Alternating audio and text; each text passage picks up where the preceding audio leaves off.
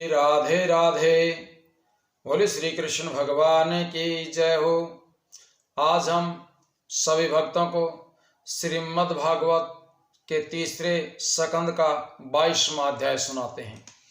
सभी भक्तों से प्रार्थना है कि कथा को बार बार सुने, मन लगा करके सुने।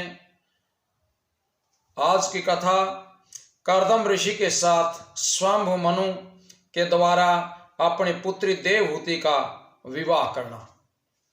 मैत्रेय जी कहने लगे कि विदुर जी, जब कर्दम ऋषि ने देवहूति के साथ विवाह करना स्वीकार कर लिया, तब राजा स्वयंभू मनु ने ऋषि के साथ अपनी पुत्री का विवाह विधान के अनुसार कर दिया। तत्पश्चात राजा ने ऋषि से कहा कि महात्मन, मेरी संपूर्ण संपत्ति एवं राज्य के मालिक ब्राह्मण और ऋषि मुनि ही हैं, इसलिए आपको यदि धन अथवा सेना आदि किसी भी चीज की जरूरत हो तो आप मेरे लिए आज्ञा कीजिए, मैं तुरंत ही भेज दूंगा। ये सुनकर के कर्दम ऋषि ने मुस्कुराते हुए कहा कि राजन, हमको इन वस्तुओं में से किसी की जरूरत नहीं है। इसके बाद जब राजा मनु और शत्रुपा अपनी पुत्री देवहूति को कर्दम ऋषि के पास छोड़ करके घर को चले गए, तब देवहूति रोने लग गई।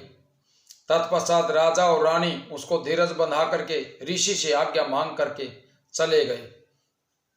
सूत जी बोले कि ऋषियों, देवहूति कर्दम्ब जी को सेवा में तत्पर करते हुए उनके प्रत्येक काम को बिना कहे ही कर देती थी। उधर स्वयंभू मनु ने बहिष्मतिपुरी में जहां 12 भगवान के रोम गिरने से कुशा प्रकट हुई थी और ऋषि मुनियों द्वारा मंत्र पढ़े जाने के कारण जिसमें असुरों का प्रवेश होना असंभव था, अपने सिंहासन पर बैठ करके ये विचार किया कि मेरे पास राज्य और संपत्ति अधिक है, सांसारिक प्राणी अधिक धन हो जाने से उसे अपने आनंद के लिए तो खर्च कर देते हैं, किंतु परलोक सुधारने के लिए दान पुण्य आदि कुछ नहीं करते हैं। भगवान जिस मनुष्य को धन संपत्ति दें, उसे चाहिए कि वह उस धन को श्री नारायण जी के नाम पर शुभ कर्मों में अवश्य लगाएं। ऐसा सोच करके राजा स्वयंभू मनु ने हर साल विधान अनुसार यज्ञ करना शुरू कर दिया। वे नित्य प्रति प्रातः काल ब्राह्मणों को अनेकों गौवें स्वर्ण सहित बहुत सी वस्तुएं दान में देने लग गए। नित्य कर्मों से निश्चिंत होने के बाद वे साधु महात्मा और ब्राह्मणों के बीच में बैठ करके श्री नारायण भगवान के गुणानुवाद और लीला कथाओं को सुना करते थे।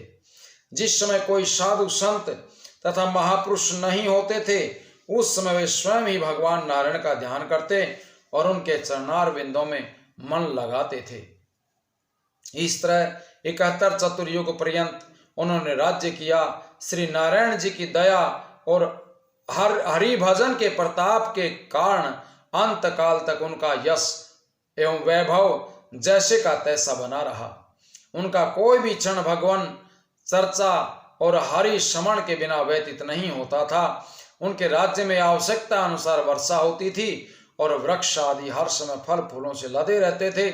उनकी समस्त प्रजा सुख भोगते हुए भगवान नारायण का भजन कीर्तन तथा स्मरण करती रहती थी।